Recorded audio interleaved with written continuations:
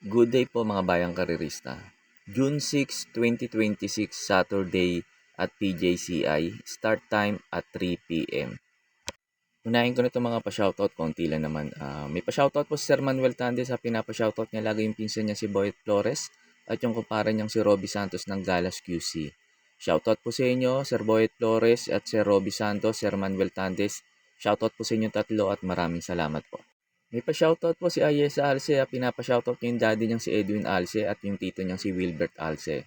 Sir Edwin Alce, Sir Wilbert Alce, Sir Madam Ayesa Alce, shoutout po sa inyong tatlo at maraming salamat po. May pa-shoutout po si Sir Ramon Carpio, pinapa-shoutout yung kumpare niyang si Tirso Espiel at si Danny Esperanza. Sir Tirso Espiel at Sir Danny Esperanza at Sir Ramon Carpio, shoutout po sa inyong tatlo at maraming salamat po. Shoutout po sa inyo, Sir Second Munsod. Sir Second Munsod ng Tondo, shoutout po sa iyo at maraming salamat po.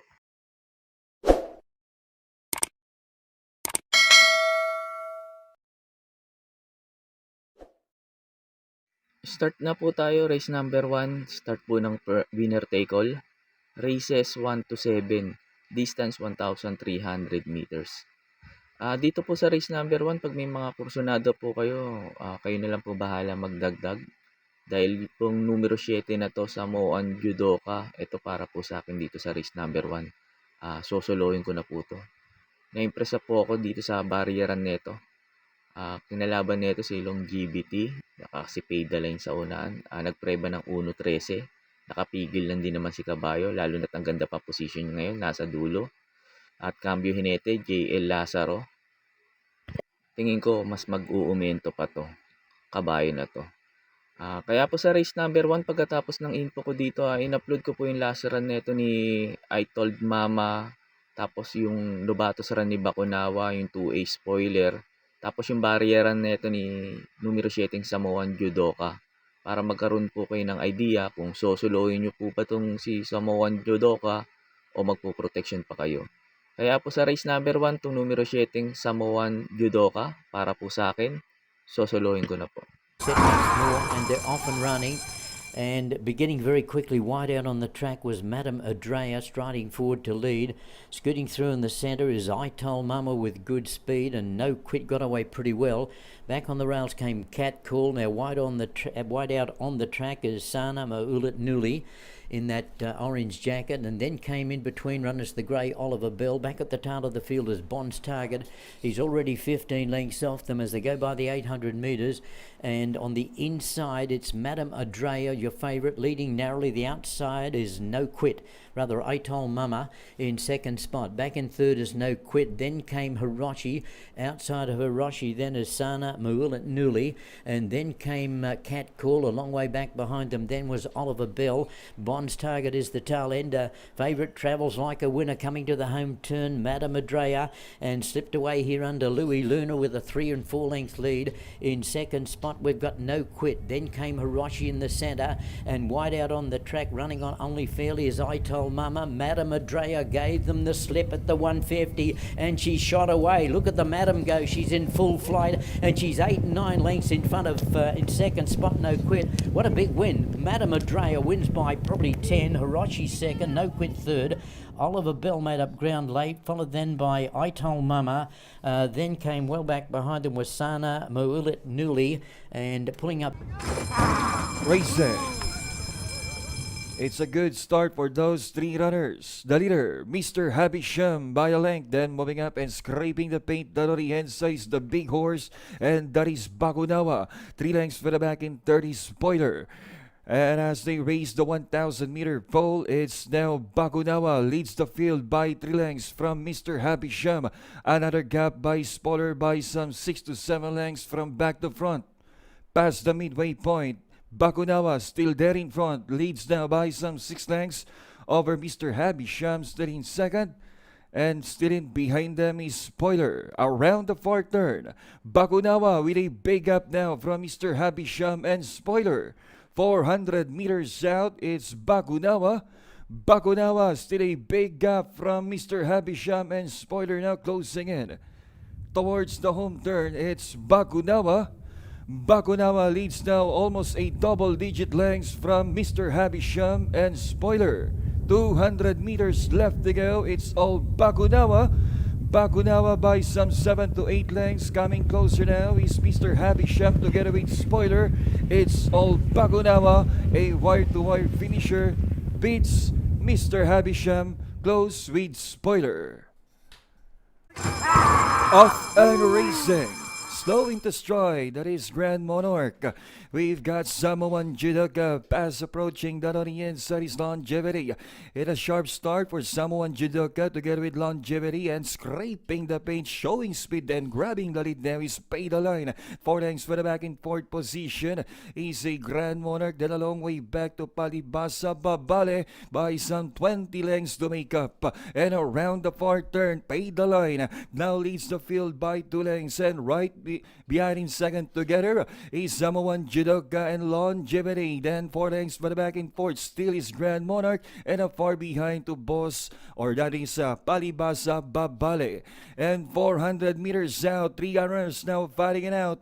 It's now Samoan Judoka reclaims the lead and over Longevity in the middle. That on the inside fading out is Pay the Line, remains in fourth is Grand Monarch. 100 meters left to go. It is still Longevity and Samoan Judoka still fighting it out in front position. Longevity has a clear path by a length and a half over Samoan Judoka. And that is Longevity wins the body race, beats Samoan Judoka. Pay the Line was third and finishing fourth. That's number 1 Grand Monarch. Last to check in, Palibasa Babale. Sa race number 2 na po tayo, start po ng Pick 6. Races 2 to 7, distance 1,300 meters. Dito sa race number 2, marami ako nakikita mabilis na pwede kagad maghabulang kagad sa unahan. Ito sila Prince Arman, Little Annie, Popoy, and Basha, may bilis din naman to. Don Damiano, Sinag, may bilis din naman din to. Marengo, maliban lang kay I Love Mati. Kaya first choice ko pa rin, numero 3, Popoy and Basha. Ito, wag lang mamadalin sa unahan. Tingin ko, malaki chance na ito manalo ngayon. Tapos second choice ko, yung dirimating kabayo, numero 6, I Love Mati. Ito si I Love Mati, tingin ko malaki chance makarimati ngayon dito. Pag nagpilit maghabulan yung mga mabibilis sa unahan. Kaya binibigyan ko malaking chance makarimati ngayon, numero 6, I Love Mati. Kaya po sa race number 2, pampremera ko po numero 3, Popoy and Basha. Tapos second choice ko, numero 6, I Love Mati. Sa race number 3 na po tayo, start po ng Pick 5. Races 3 to 7, distance 1,300 meters. Dito po sa race number 3, pag may mga kursunada po kayo, lalo na mga dehado, dagdag nyo na lang po. Kasi itong numero, couple entering numero 4 na to, Glorify sa 4A Hombre, ito para po sa akin dito sa race number 3. Susuluhin ko na po to. Tingin ko wala namang gaano mabilis na pwede magpahirap kay Glorify. Pag ito napabayaan sa unahan, tingin ko malaki chance makatapos ng karera to. Pag nauna pa naman si Glorify at walang humabol, doblado manakbo. Kaya para po sa akin, itong numero 4, Glorify, malaki po chance na itong manalo. Tapos yung 4A naman, Hombre, tingin ko mag-aabang lang to. Sakali may humabol kay Glorify, tingin ko mag-aabang lang to si Hombre. Saka umintado ngayon din tong kabayo na to. Saka mga dalawang previous run nito, ang ganda ng tinakbo. Galing sa panalo, tapos sumigunda yata ito last run niya dun sa Metro Turf. Kaya tingin ko umintado ngayon itong 4A na to, Hombre. Kaya po sa race number 3, itong couple entering Glorify at 4A Hombre, para po sa akin, sosolohin ko na po. Sa race number 4 na po tayo, start po ng Pick 4. Races 4 to 7, distance 1,300 meters. Pampremera ko dito, numero 5, Little Charmer. Tingin ko siya babandera ngayon dito. Pag ito nauna at napabayaan sa una, tingin ko malaki chance makatapos ng karera. Tapos second choice ko, numero 4, Boss Ako Naman. Tingin ko mag-aabang lang to. Pag sakaling hinabol ni Elegant Lady kagad si Little Charmer, tingin ko pwede makinabang. Numero 4, Boss Ako Naman. Tapos naglagay ako pandihado, numero 3, Graceful Gift. Tingin ko ito pwede rin rumimate rito kasi konti entry. Tingin ko mapopesto kagad ni PM Caballero to. Tingin ko malaki chance rin makarimate, numero 3, Graceful Gift. Kaya po sa race number 4, pampremera ko numero 5, Little Charmer.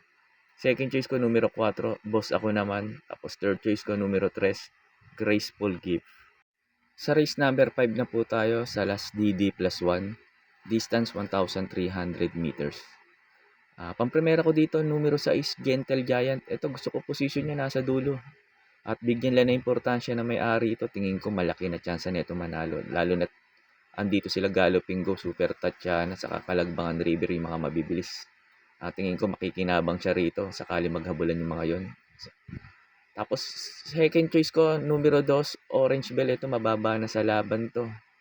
Tingin ko malaki rin tsansa na ito manalo, numero 2 na to, Orange Bell. Kaya po sa race number 5, pamprimera ko po numero 6, Gentle Giant. Tapos second choice ko, numero 2, Orange Bell. Sa race number 6 na po tayo sa last double, distance 1,300 meters. Pamprimera ko dito, numero 7, Queen Gabi. Ito, gusto ko position niya. Nasa labas, nasa dulo, last to enter.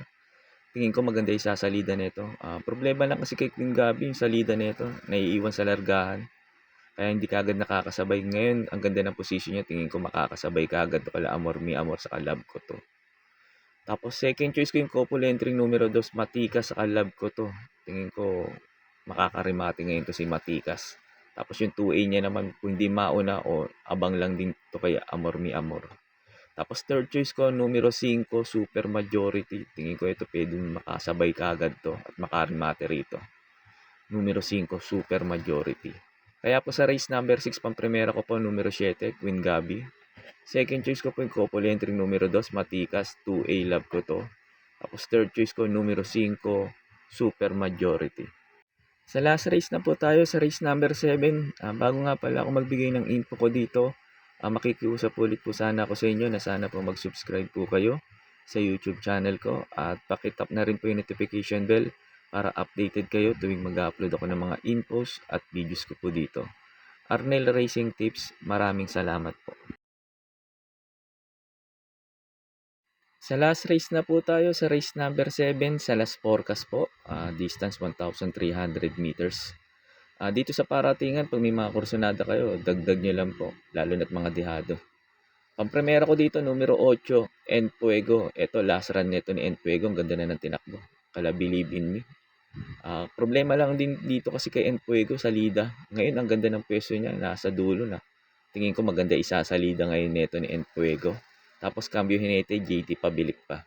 Kaya tingin ko malaki na chance na ito manalo at makarimate rito. Tapos, second choice ko, numero 4, Ginger Cat. Ito, bigyan lang ng importansya ng may-ari ito. Tingin ko, laki rin ng panalo na ito, numero 4 na to, Ginger Cat. Ginger Cat, tingin ko, malaki rin chance makarimate rito. Dirimating kabayo kasi ito si Ginger Cat. Tapos, third choice ko, numero 6, Perfect Blue. Gang ng peso, 50, baka mauna. Problema lang din kasi dito kay Perfect Blue sa Lida. Pag ito, maganda siya na Lida. Tingin ko wala nang paunahin ko si Perfect Blue dito. Kaya po sa race number 7 sa last forecast, pamprimera ko numero 8, Enfuego.